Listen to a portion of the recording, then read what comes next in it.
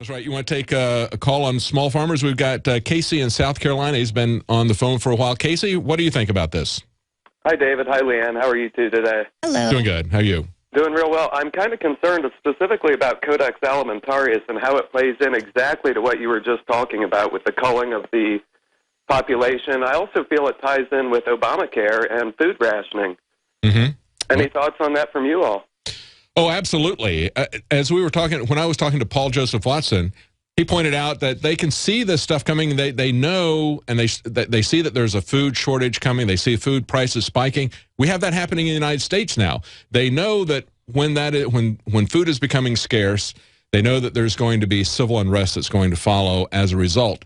I think it is all part of their plan. I think that they're doing things that absolutely make no sense. Mm-hmm. And so you have to say they can't really be that stupid, especially when they've got documents saying that their plan is to cull the population. Their plan is to cut back the food supply.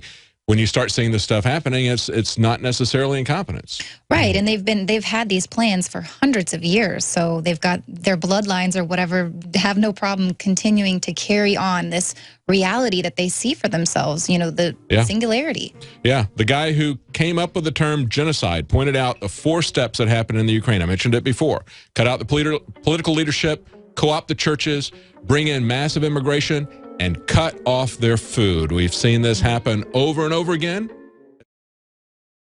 The globalists have controlled the mainstream media for a long time, but now they're expanding and making the weaponization even more vicious and deceptive. All the major networks are state-run. We are partnering this year with the NFL. The NFL has become a political weapon against the Second Amendment and pushes Obamacare. MSNBC tells us that our children belong to the state. We have to break through our kind of private idea that kids belong to their parents or kids belong to their families and recognize that kids belong to whole communities. The brainwashing media machine has been turned up on high, and it's time for humanity to double down on the true people's media and strike back against the tyrants that are destroying our civilization with their lies and fraud. We are the resistance. You are the resistance. You are the info war. It is more important than ever to realize that we are not the alternative media. We are the true media. The establishment dinosaur press is dying. We are in an information war, and we are losing that war. Join us at InfoWarsNews.com and PrisonPlanet.tv. Members can share their memberships with up to 11 people. By subscribing, you will literally be buying war bonds in the info war to expand our operation in the face of the tyrants. Join us at PrisonPlanet.tv. And we were just talking before the break about fluoride. We were talking about genetic modification, the attack on the family farms. You know, ultimately, you're responsible for yourself and for your family. You have to do things to take care of your health, to take care of your family's health. You like that T-shirt? I do. I helped them. They were kind of going back and forth between doing the gold foil for the females, and I gave it a thumbs up. It's a great design. It's pretty sharp with the Spartan helmets, a little sparkly. It is a great design. And, you know, it's a reminder that nobody ever gives you your freedom. The Spartans had to fight for it. The Texans had to fight for it, as Alex pointed out to Piers Morgan, the former host at CNN, that, you know, it wasn't a Mexican-American thing at the Alamo. Pretty much every Mexican territory rebelled against Santa Anna. He was a tyrant. He had thrown out the Constitution. He was rewriting the laws. He was doing whatever he wanted to, like somebody else I know that's in power right now. And 3 of those 7 areas that rebelled against Santa Anna, 3 of them created governments of their own. Texas was one of them. Texas was the only one that got its independence, but it was Americans, it was Hispanic people who had immigrated in from America. They fought side by side to end tyranny. And, you know, I think it's kind of interesting that you got this vigilante group down in Mexico now taking back their area from the corrupt police, the corrupt federales, and the drug lords that were working with the federal government down there. I think it's ultimately, it comes down to you've got to be able to provide for your own defense. And that's what the people down there in that Mexican province are doing right now, that vigilante group. They're taking it back from that drug group called the Knights Templar. Mm-hmm. But you were just telling me in the break that Leanne and the InfoWars crew were down at City Hall today, and they were talking about fluoride, and so we were there to give them our perspective on it. We still have crew that's down there, and you'll be able to catch that on the nightly news. But you were saying that they were talking about urban forests. Tell us about this one. Right. Well, that's why, it is so important for people to go to these City Hall meetings, to go voice your opinion. I mean, even if you just walk in and go on the little computer and vote to put your opinion that you're for or against something. It's so important because these people are sitting down there today working on their Agenda 21 master plan. So they're down there today. We were befuddled. It's their Imagine Austin plan, and they were talking about urban forestry, which is great. I love trees downtown, but one of the snafus they had was trees on private property.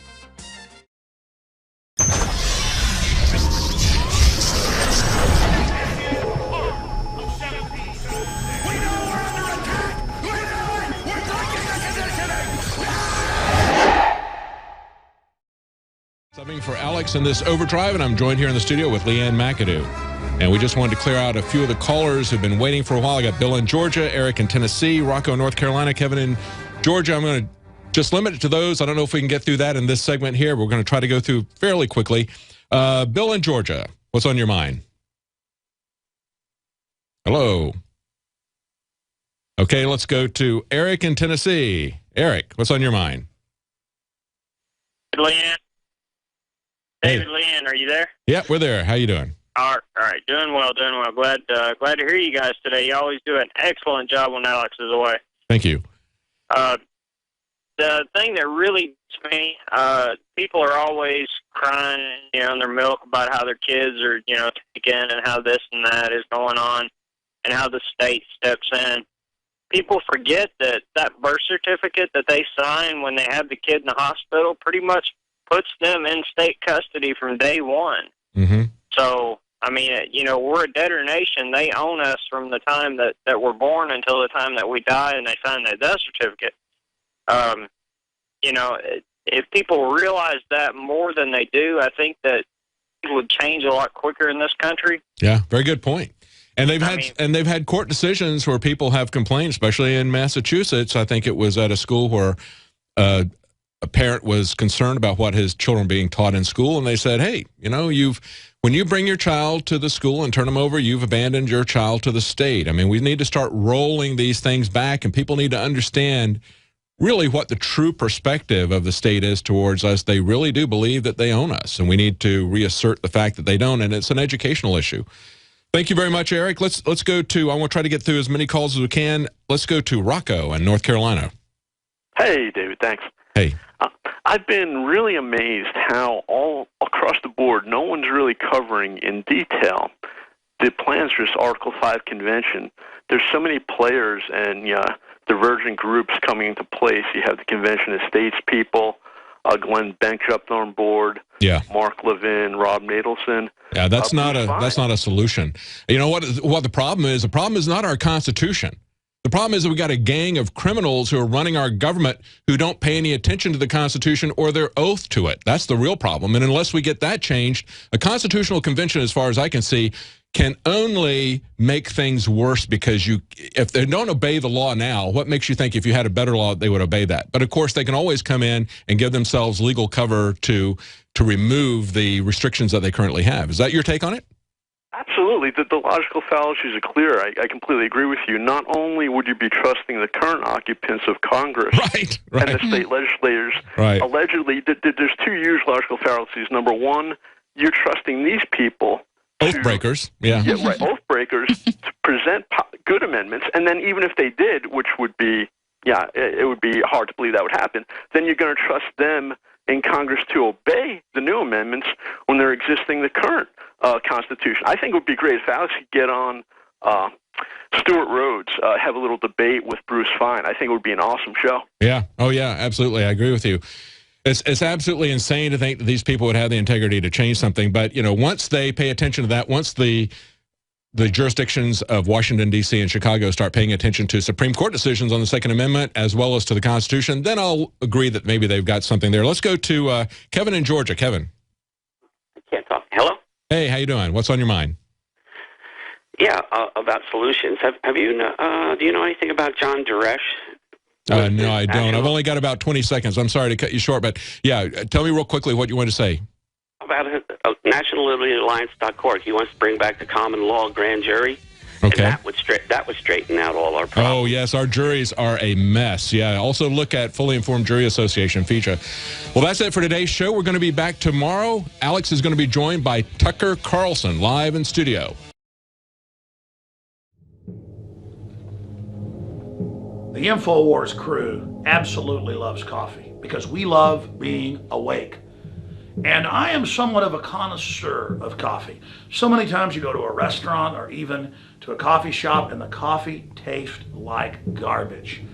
And in all the different coffees I've tried, my favorite is grown in the high mountains, in shade, Arabica, on the border with Guatemala in southern Mexico by the Chiapas farmers. I make sure we've done the research. I make sure it's the very best product that we can offer you when I put my name on it. And I believe, and it's my taste, so you may differ, that this is the best coffee in the world from southern Mexico. Wake Up America Patriot Blend, 100% organic, Arabica shade grown. And then we have the Immune Support, 100% organic coffee, infused with a special type of mushroom known to boost the immunity. This coffee is seriously so smooth. I normally have to douse my coffee with cream and sugar and cinnamon and all kinds of tasty treats, but this, I drink this black. It is so good. Well, that's why I like it, is that it has a kick, it has really good caffeine in it, it has a good clean wake up that lasts for a long time, doesn't give me a headache, but it's so smooth, it's so delicious. Just try it out for yourself. I'm telling you, this is my favorite coffee. We went through a lot of trouble to bring you this. Just try it, and I think you'll be hooked like we are here at InfoWars. Well, folks, find out for yourself and support the information war today. It's all available at InfoWarsLife.com or by calling toll-free 888-253-3139.